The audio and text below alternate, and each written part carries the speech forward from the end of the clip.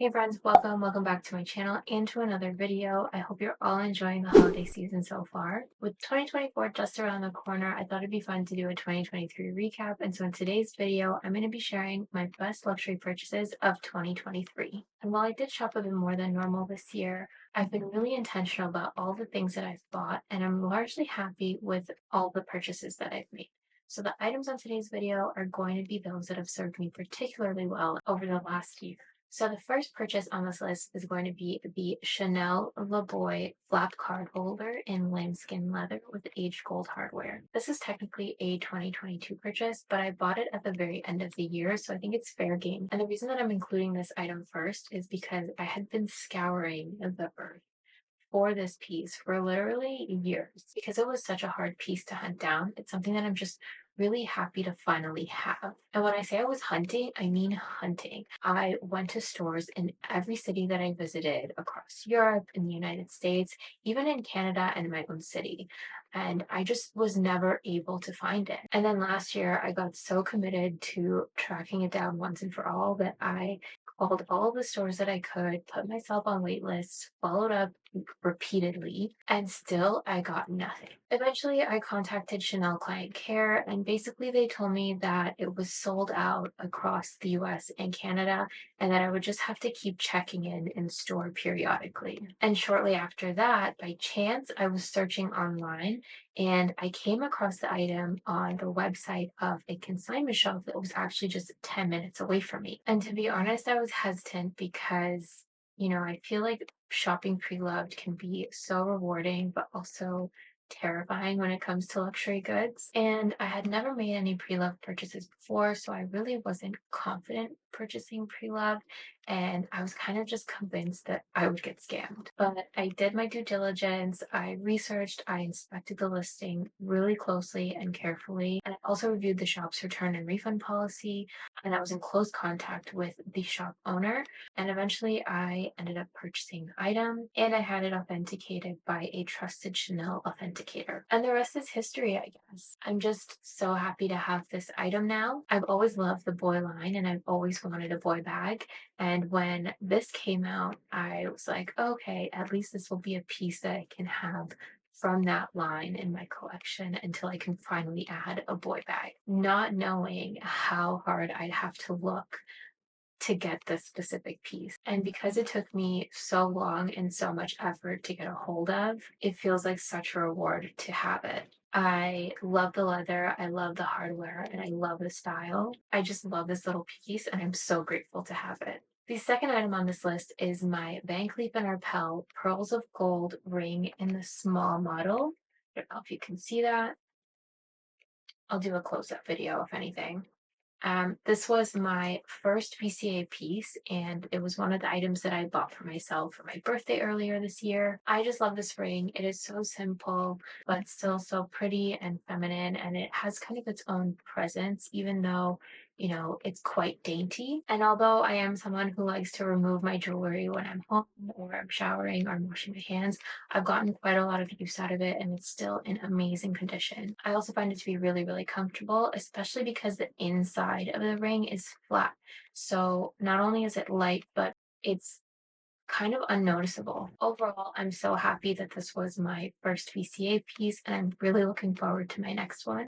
I also plan to stack her with an item that will be part of my Christmas gift to self, which I'll be picking up tomorrow. Fingers crossed it's in stock. So hopefully she'll be getting a sister for my holiday wish list very soon, which by the way, I've linked in the cards in case you're interested in checking that out. The third item on my list is this Gucci fragrance called Gucci Bloom.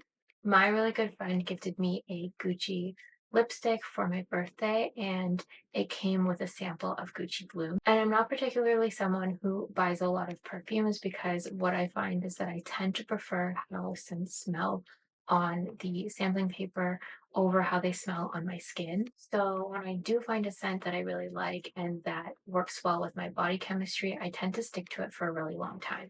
Because of that, the only other perfume that I have is the YSL Black Opium in both the original and the Floral Shock versions. I love those perfumes. But anyway, I really, really enjoyed the Gucci Bloom sample and I used it really quickly. And then I ended up buying a rollerball version from Sephora. And then when I was convinced that I loved it, I ended up buying the regular bottle size. And I'm just a huge, huge fan of it now. And I've actually used it much more than my YSL perfumes since I got it this year. So yeah, definitely one of my favorite purchases of 2023. And I highly recommend you give it a try, especially if you are into floral scents. Another Gucci item that I purchased this year and absolutely love are the black leather slippers or mules. I don't have them out right now because they're packed away in their box all snug, so I'll probably just insert another video for you. They're just a really simple mule style of shoe, and I love them because I love the look of mules. And I just think that they're very classic, versatile, timeless, and they're also really comfortable and really well made. I also really appreciate that they're very simple and minimalistic. So I definitely see myself having them for many years to come and getting a ton of use out of them. And I expect to eventually add another pair, probably in another neutral color. I'm really loving that creamy white that they have and that very sophisticated soft brown color that they have on the website. It's like a gray brown. I really, really love it. I think it is so, so pretty. So the next purchase is actually two purchases, and they are the two bags that I bought this year. The first is the Louis Vuitton Petite Sacca, and the second is the Lady Dior Fun Pouch. I'm sharing them both because I'm super happy with both purchases, and I don't particularly like one more than the other. So I guess let's start with the Lady Dior Fun Pouch. So as you can probably tell by the name, it's not actually a bag, it's a phone pouch, but I'm including it as a bag because that's really how I've been using it. And that's part of the reason that I've been enjoying it so much. I won't say much about it because I do have another video dedicated to this bag,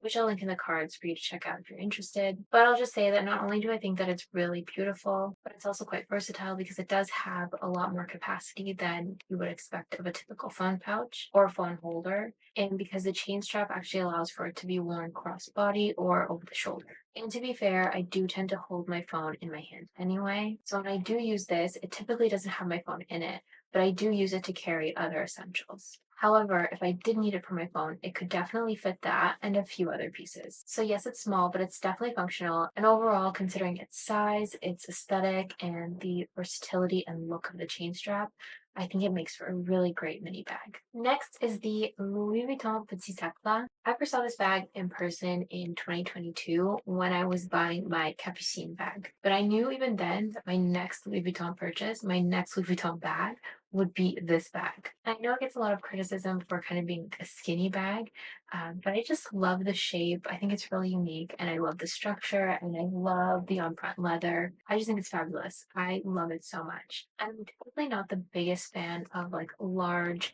in-your-face logos.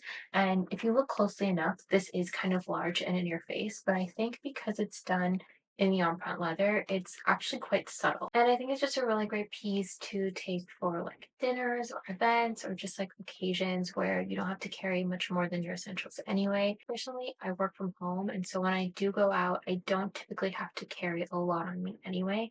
So small bags like this suit my lifestyle really well. Not to mention, I find that larger bags tend to get heavier and harder to manage really quickly, especially if you're carrying them for long periods of time, and especially if they are all leather bags. I also really like this particular piece because it's something that can be worn casually or dressed up, which I find makes it really versatile. And it does come with a strap so that it can be worn crossbody.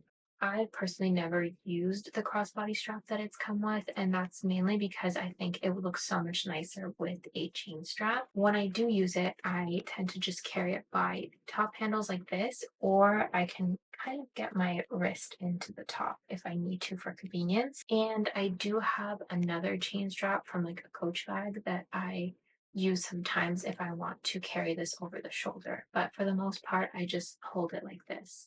And I'll probably do that until I can find like an appropriate lightweight chain to wear with it. My plan is actually to visit Louis Vuitton and see if I can just buy a chain strap, but I'm not sure if it's an option that would be available to me. But once I find out, I'll let you know. Now, in terms of what fits, typically I can fit my iPhone 14 Pro Max, a flat card holder, a lip product, a travel size fragrance, and my house keys.